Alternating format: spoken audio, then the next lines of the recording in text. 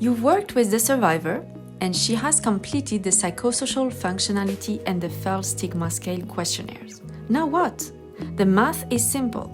For an individual's results, add the points for all the items answered and divide them by the total number of questions answered. So, if the survivor answered all 10 questions, add them up and divide by 10. Now that you have your final score, you can interpret the results and use them to create an action plan.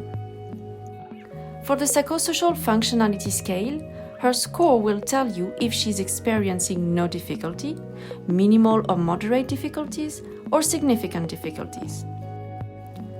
The FEL stigma scale will tell you if she's experiencing no stigma, minimal or moderate, or significant amounts of FEL stigma. Whatever the score, it's important to work with the survivor to help identify which task to prioritize for the survivor's action plan. Speaking with a supervisor about high scores can also be beneficial to better understand how to support them. With the scales, you can measure change in a survivor's well-being and experiences of FEL stigma over time if you have more than one score. Maybe the survivor completes the psychosocial functionality scale during her 4th and 7th meetings with her caseworker. Then, you can compare the average for each questionnaire and calculate the difference between the average scores.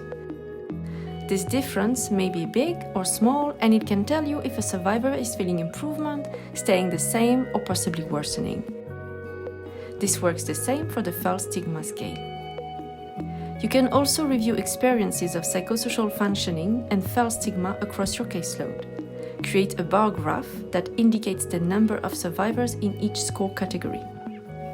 Include the average across all survivors as a note at the bottom. Separating these shows potential variation across your caseload and can help you identify what requires specific attention. For example, you may have a number of women or older adolescent girls with very high scores that require additional support, such as specialized therapies. Now that you have calculated the scores of the scales and analyzed them, you can use the results to improve GBV case management approaches and better address the needs of women and older adolescent girl survivors of gender-based violence.